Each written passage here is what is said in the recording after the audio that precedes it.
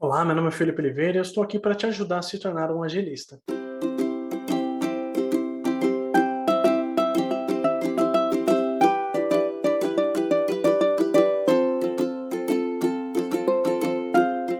Bom, nesse vídeo eu vou te dar 3 dicas de como que você pode explicar para as pessoas o que é o Work in Progress e como o Work in Progress funciona no seu dia a dia.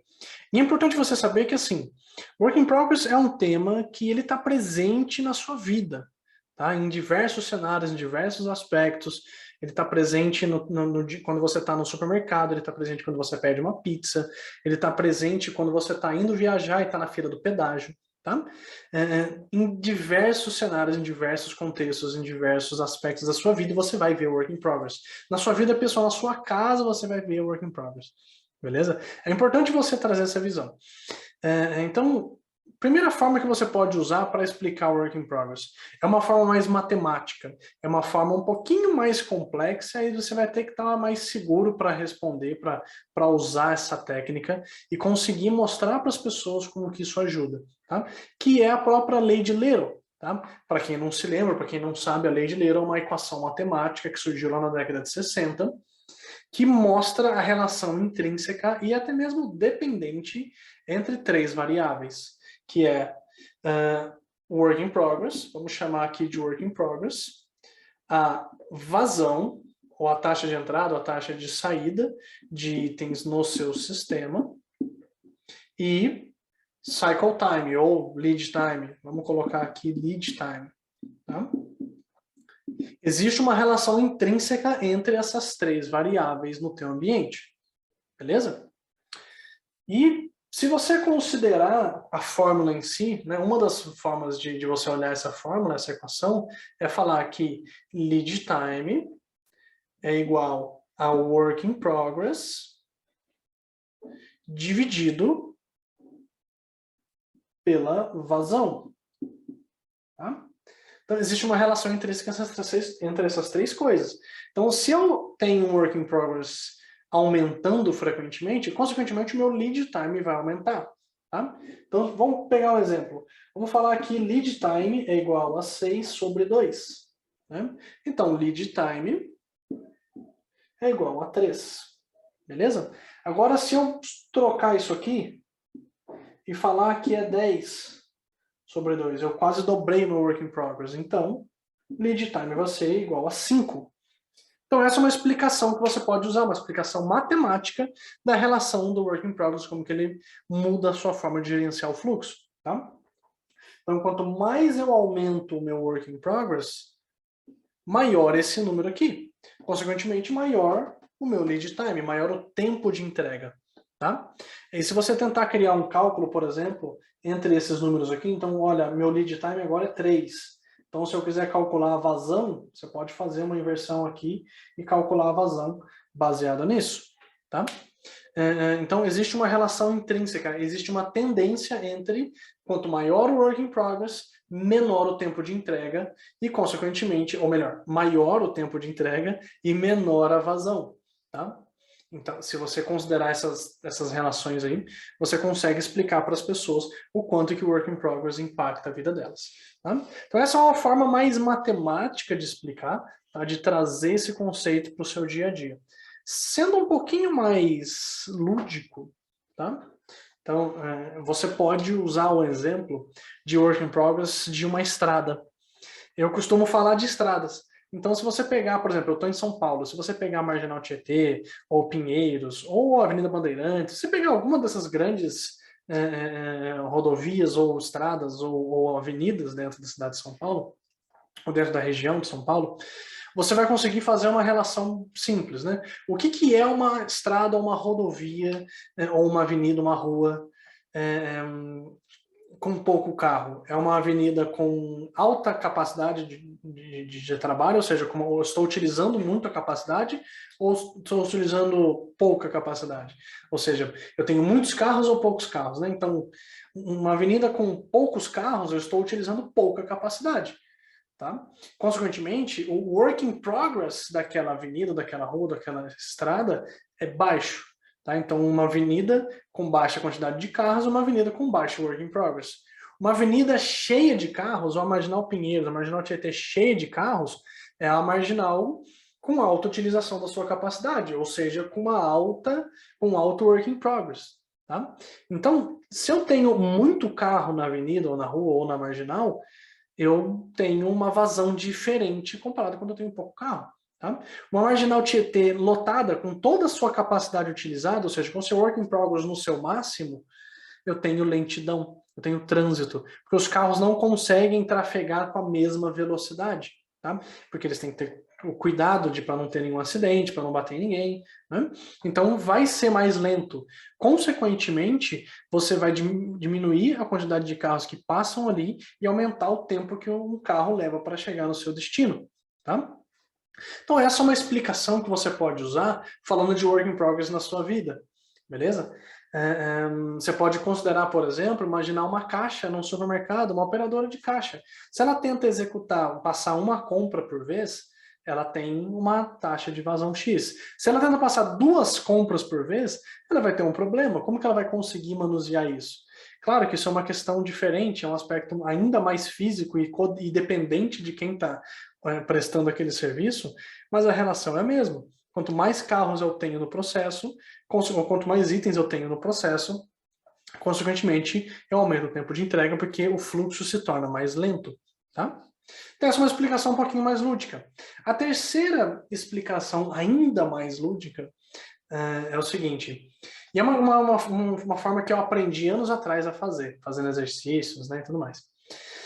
Durante um curso, como é que você pode fazer? Você pode chamar as pessoas, aí você pode ver qual que é o melhor formato, tá? Se você vai puxar para esse assunto em específico, ou vai ser uma live dentro da sua empresa, vai ser um workshop, vai ser uma retrospectiva, você que vai ver aí qual é o melhor momento de executar esse exercício, tá? É importante que você tenha tempo suficiente para isso, que você não esteja ali tentando controlar o tempo, né, a todo momento, e é importante que as pessoas também estejam num clima tranquilo ali para conseguir discutir, que elas também não estejam com pressa, né? Então tome esse cuidado para criar um ambiente propício para elas receberem a informação. Beleza? Então vamos lá. Você, digamos que você está lá na tua empresa, você vai explicar o work in progress para as pessoas, e você não precisa usar uma ferramenta específica. Você pode até ter N ferramentas, mas você vai fazer o seguinte. Se você tiver um quadro assim, beleza, use. Se você não tiver um quadro, não tem problema, tá? Pode usar o Notepad, pode usar o chat da ferramenta que você usa, se é Slack, se é Teams, tá? Mas escreva 6, 7 nomes de tamanhos diferentes, com letras variadas, nesse quadro, nesse Notepad. Então vamos escrever aqui, sei lá, Felipe, Ana, Vanessa, Poliana, Altair e José. Beleza? Escreve aí 6 nomes de tamanhos variados, com complexidade de letras variadas. Beleza? E aí você vai fazer o seguinte. Você vai pedir para as pessoas que estão no grupo ali, naquela call, naquela reunião, escreverem um nome por vez. Tá? Eles vão ter 2 formas de escrever esses nomes. A primeira forma é escrever um nome por vez inteiro. Vai pegar lá e aí peça para elas escreverem num caderno. Tá? Não é no Notepad, não é no computador. Pega lá uma folha de papel, uma caneta, um lápis, escreve na mão. Tá? Porque senão você... E aí por que isso? Né? Se você pedir para eles escreverem no Notepad, é muito rápido. Ele vai levar menos de 1 segundo para digitar cada nome e olhar lá. No papel leva mais tempo. Tá? Então é importante que você dê essa dica para não levar, para você não ter um exercício muito curto e não conseguir provar o seu ponto. Tá? Então, peça para elas pegarem papel e caneta e escreverem um nome por vez.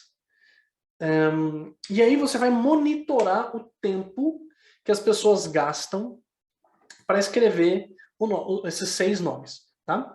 Como você está online, é um pouco difícil você pedir para as pessoas levantarem a mão fisicamente. Então você faz o seguinte, quando a última pessoa colocar no chat terminei, ou quando levantar a mão no Teams, por exemplo, ou no Zoom, né, tem lá uma levantar a mão.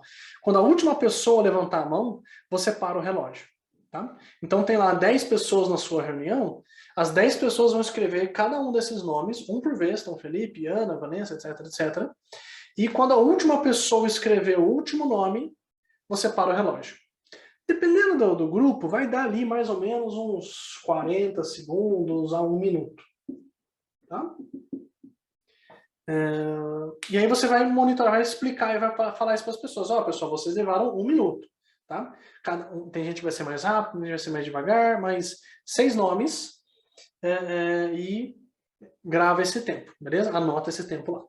Ok, então essa foi a primeira parte do exercício. Escreveu 6 nomes, um por vez, né? Felipe, Ana, Vanessa, etc, etc. A segunda parte do exercício é a que é a mais complicadinha. Explique isso com calma para que as pessoas entendam, tá? Na mesma folha de papel, embaixo, o que elas vão fazer? Ao invés de escrever o nome um por um, tá? Ou seja, na horizontal, elas estão escrevendo na horizontal, né? Felipe, Ana, Vanessa. Eles vão escrever na vertical. O que significa isso? Uma letra de cada nome por vez. Então, ao invés de escrever Felipe, Ana, Vanessa, vai escrever F-A-V-P-A-J. E-N-A-O-L-O. L-A-N e assim por diante, até terminar os nomes. Tá? Vai escrever como se estivesse fazendo na vertical, uma letra de cada nome por vez. Tá? E também vai monitorar o tempo de escrita. E a mesma regra se aplica. Quando o último terminar de escrever o último nome, né, a última letra aqui, você vai parar o tempo.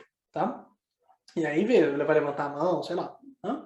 Provavelmente isso aqui vai dependendo, quase o dobro do tempo do primeiro. Tá? Em todos os exercícios que eu fiz dezenas de vezes esse exercício, vai demorar mais ou menos o dobro, um pouquinho menos que o dobro, um pouquinho mais que o dobro do tempo. Tá?